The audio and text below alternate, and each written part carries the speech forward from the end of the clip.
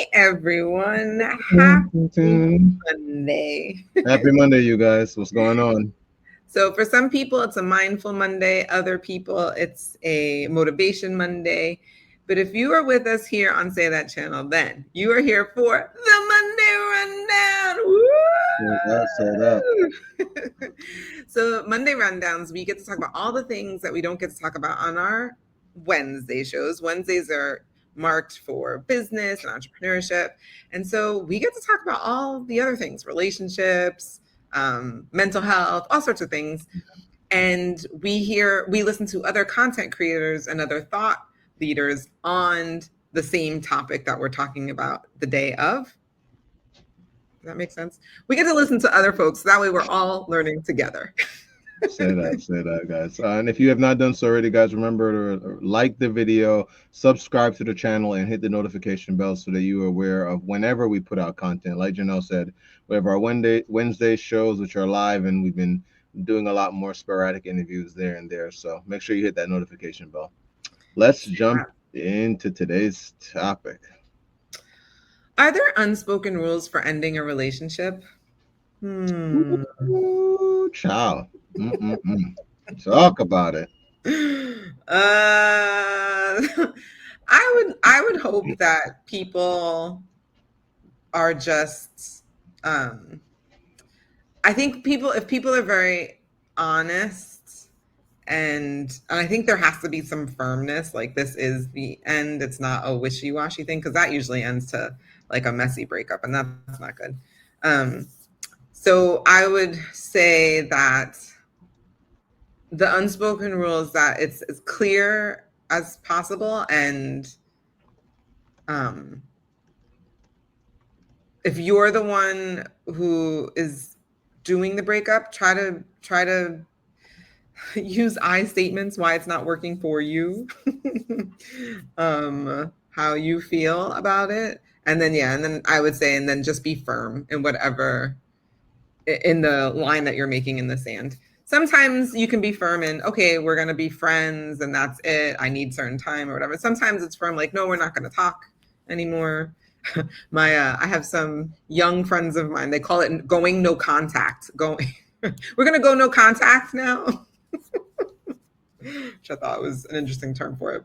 But yeah, that's what I would. I think if anything, that's probably the unspoken. I don't know if everybody does it, but I would want things to be clear in terms of where you stand as the person who's activating the breakup, and making it also very clear how we're going to moving forward. Is it going to be a no contact, or I've had breakups where we were like, no, we're going to be friends. Like, we're going to be friendly with each other from here on out. And feeling strongly that we could do that, but maybe not just not talk as much or not see each other as much as before. But not that meant that we couldn't no longer communicate with each other at all.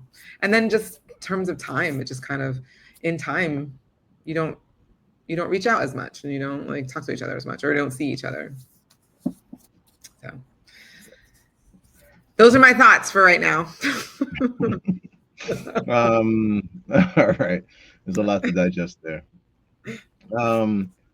I would say I like a lot of what you shared in terms of, especially even just outlining or kind of giving or setting the expectations post breakup. I think that's actually helpful. That would be helpful for a lot of people. Yeah. I think overall communication, which is what a lot of what I think you shared is reliant on, is really important. But I guess to the question, are there unspoken rules for ending relationships? I mean, I'm sure there must be. Um, I just don't think I wonder where everyone meets the same, like where everyone finds common ground on that though. Because like I think you were sharing something with me earlier in terms of like how your mom reacted to something that happened recently. And what came to mind is I wonder if there was at least, given how technology is, or given the different times, the times we're in determines how we go about breaking up with someone. right? Like when you had to. To be clear, It. just to update everybody, I have a tendency to block many exes. I cut a lot of exes off. I guess I go no contact for many of them. But that's what I mean. Even something like that, because of technology, now that has to be a rule you implement. When there wasn't an opportunity to reach out to somebody because you didn't have their cell phone or their Instagram, you know what I mean? Like, Yeah. there, how did you end relationships? You know what I mean? Like, I'm in my mind, I'm literally thinking like, what would be the '60s version of what Janelle just said to block a person? Yeah. Like, you know what I mean? Obviously, it would be you leaving or moving away from the person or leaving town or something. Now Maybe. you have to go in the digital world we live in. You gotta, like, you know what I mean? Like, you have to implement these different things. So I know that there must be different rules. I think what you, like I said, led with, which is just letting it be clearly known, hey, in terms of a romantic endeavor, this is no longer where my interest lies. You know what I mean? And letting that, at least that part be known. Because to your point, it could turn into a friendship. Who knows? I'm sure there's stories out there where people, didn't make it as a couple, but they're maybe great friends right now. You know what I mean? I'm sure there's tons of stuff like that going on. So, Yeah. but I know it's not just us. So who do we have on deck today? We're going back to one of our fan favorites. We're going back to the school of life. Oh, say that. All right, so let's hear what they've got to say. Let's do it. Take us to school.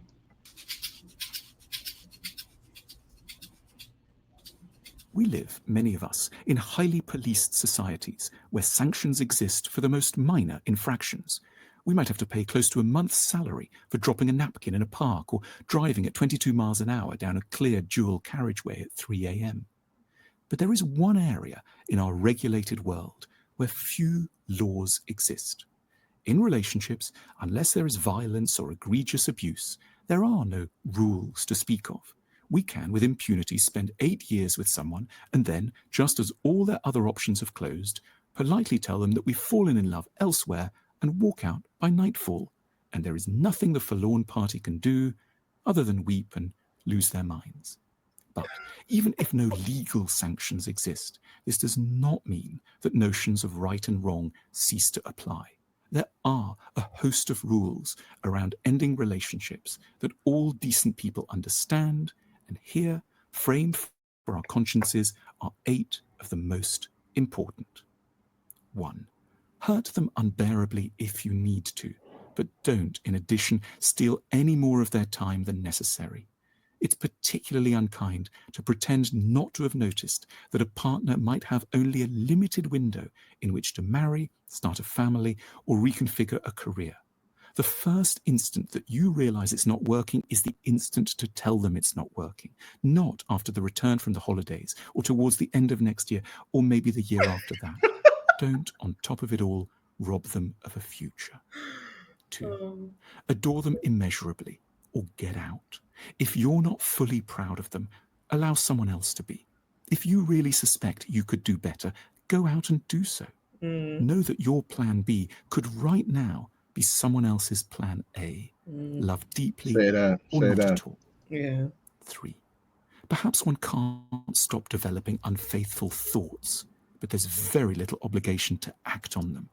Don't add the toll of betrayal to the miseries of abandonment. 4. Don't force them to end the relationship when it's you who want to get out. Don't express your discomfort through ambivalence in a lukewarm manner until they get so upset they eventually have to exit for their own survival. Say you're fed up when you are. Don't evasively hint as much. Then tell them you love them when they ask. Don't make them doubt their sanity by framing them as the one who wants to exit when they're deeply in love. Don't give them the guilt to carry for what you want, but are too cowardly to do. 5. It hurts so much more when we don't quite know why a partner is leaving.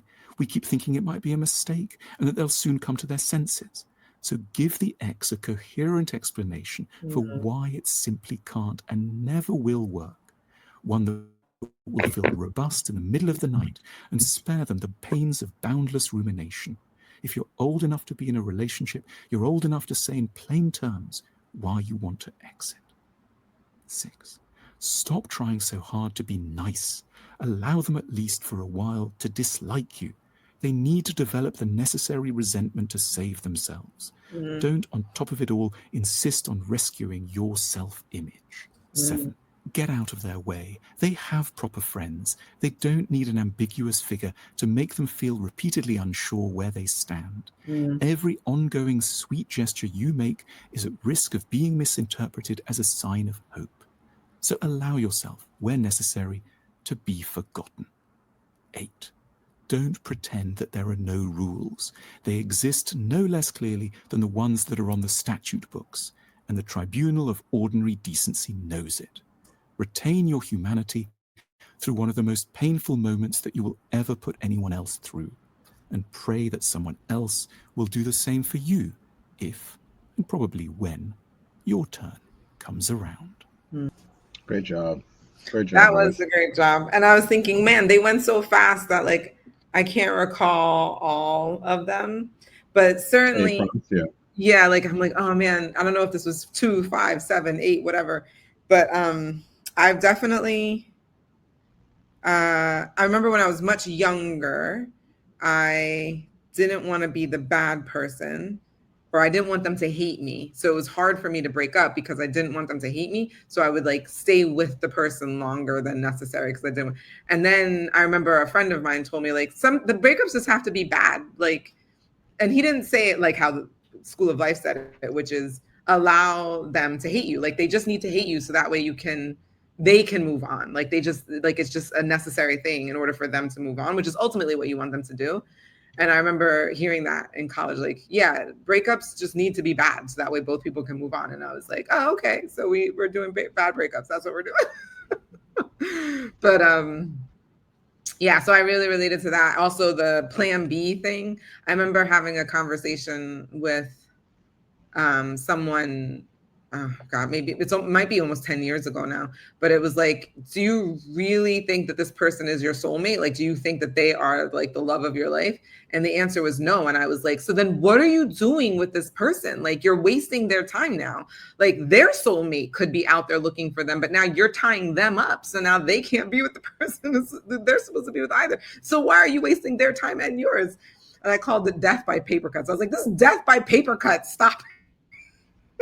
Anyway, I feel very strongly about that one. Especially, anyway. No, that one definitely stood out to me as well. And similar to something I think you had said, maybe not word for word, but like I said earlier in the opening, was this idea of just letting clear intentions be known. I think for them, the way they said it was about letting the person clearly know why you left. And if you take that with the I statement portion you had brought into the conversation earlier on, whereas I'm not feeling fulfilled, or don't sit there and bash on somebody. If you'd like to go out and pursue other things or whatever the case may be. But like just saying, I'm not there. I know I can't be there emotionally for you. I'm, you know what I mean? Things like that. Just being aware of those things as opposed to putting it on the other person so they can say for themselves. And you and I think have talked about this before, like reshaping ourselves based on our old relationships and trying to bring that person into a new relationship and not giving these new people an opportunity to love who you are. Not sitting there trying to again configure yourself around for somebody else. I know that's something I feel I used to do a lot. Just like trying to mold myself based on the critiques of my past relationships. Oh, you don't do this enough. You don't do this. When a new person, how you are right now, they're perfectly fine with how that aspect of you is, But yeah, this was really good. I really enjoyed what they had to say. Yeah. Thank you, School of Life. Look, we want to hear from you guys. So what are your thoughts? Do you have certain rules that you have for breaking up? Do you have a bad breakup story that you want to tell us? I remember there was a Sex and the City episode where someone got broke up with over a Post-it note. Ooh.